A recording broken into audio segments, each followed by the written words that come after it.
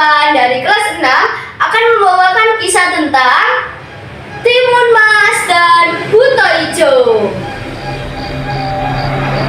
Dahulu kala tinggallah seorang janda tua bernama Mbak Srini. Sehari-hari dia bekerja di ladang yang berada di samping rumah peninggalan sang suami untuk bisa mencukupi kehidupan sehari-harinya. Waktu demi waktu terus berjalan. Bu Srini sangat merasa kesepian. Dia ingin sekali memiliki seorang anak agar dapat di masa tuanya ada yang menemani.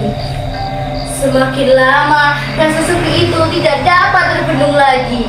Bu Srini akhirnya memutuskan untuk meminta bantuan kepada Buto Ijo. Buto Ijo adalah raksasa yang tinggal di dalam gua di pinggiran desa dan terkenal suka mengabulkan permintaan dari orang-orang yang datang kepadanya. Akan tetapi tentu saja semua itu tidaklah cuma-cuma. Hal itu juga berlaku untuk Mbak Srini, di mana dia harus membayar dengan hal yang sangat mahal. Ketika anak itu sudah berusia 6 tahun, kau harus mengembalikannya kepadaku untuk dijadikan santapan. Terlepas dari kondisinya, wanita putus asa itu pun menyetujui apa yang dikatakan oleh Buto Ijo. Kemudian Buto Ijo memberikan benih mentimun untuk ditanam di ladangnya. Dalam beberapa hari, mentimun itu mulai tumbuh dan berbuah.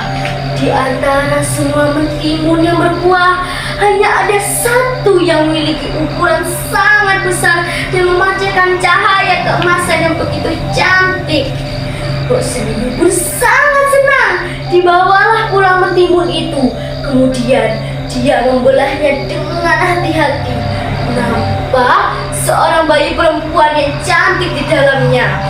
Dengan rasa penuh bahagia, Bu Srini pun menamai bayi perempuan itu Timun Mas.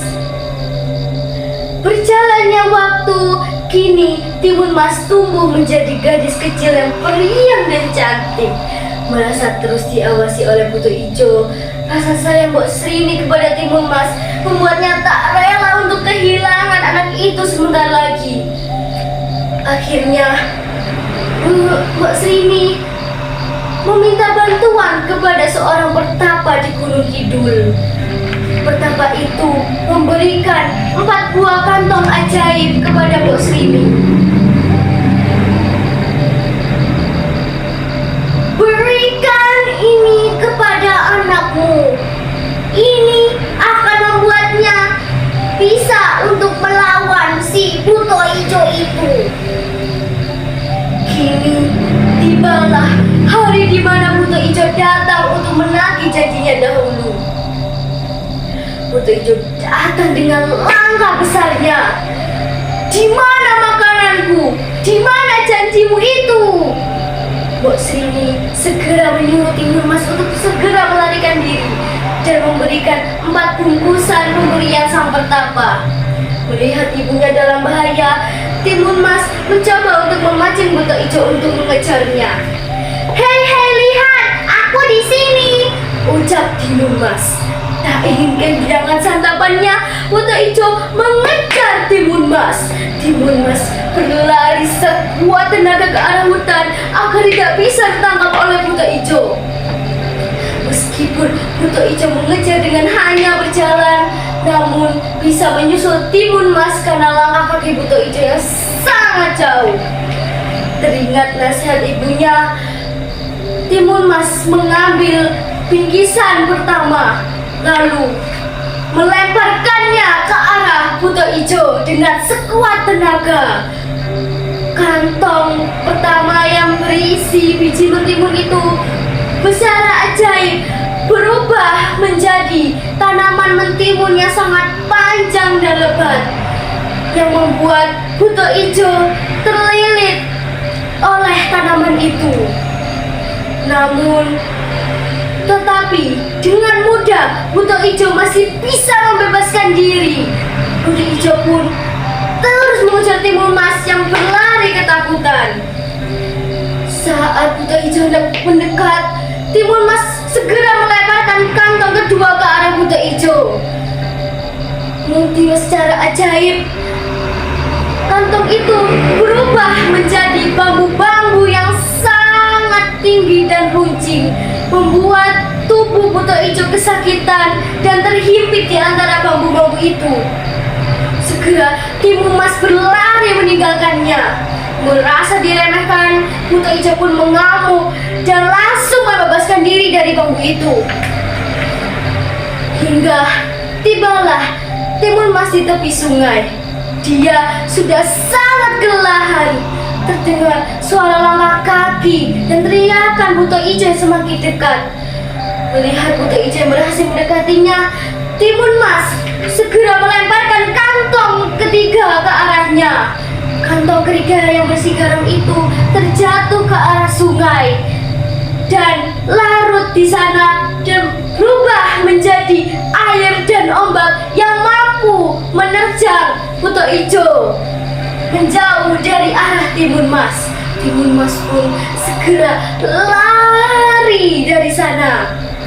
Buto Ijo sangat kesal karena dia hanya dipermainkan oleh seorang anak kecil. Gadis kecil itu terus berlari sekuat tenaga hingga menaiki sebuah bukit. Buto Ijo yang dipenuhi amarah dengan cepat menyusul Timun Mas. Tebing yang tinggi pun dipanjat oleh Timun Mas.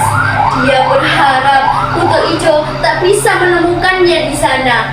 Namun sayang, sang raksasa masih bisa memanjat tebing itu dan menemukan si Timun Mas.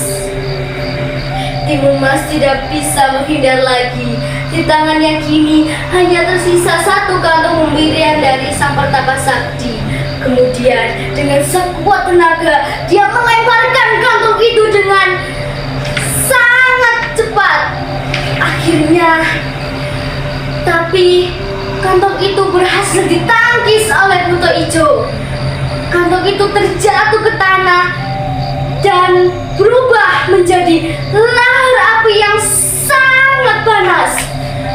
Buto Ijo masih belum menyadarinya dan terus tertawa sambil memukul-mukul batu. Timun Mas yang putus asa hanya bisa pasrah dengan keadaan dan berharap ada pertolongan yang akan membantunya. Pijakan Buto Ijo pun kemudian runtuh karena dipukul berkali-kali olehnya. Buto Ijo pun akhirnya terjatuh ke dalam lahar panas. Raksasa itu berjuang meloloskan diri. Dia berteriak kesakitan. Kemudian Buto Ijo pun tenggelam di lautan lahar panas dan menghilang untuk selama-lamanya. Usai melawan Buto Ijo, Timun Mas kembali pulang menemui ibunya. Bu Srini sangat senang melihat anaknya berhasil kembali pulang dengan selamat dan mengalahkan sang raksasa Buto Ijo. Melihat rumah mereka yang kini sudah tidak bisa ditinggali lagi, akhirnya mereka memutuskan untuk berpindah tempat dan hidup berdua menjalani hari-hari dengan bahagia untuk selama-lamanya. Wassalamualaikum warahmatullahi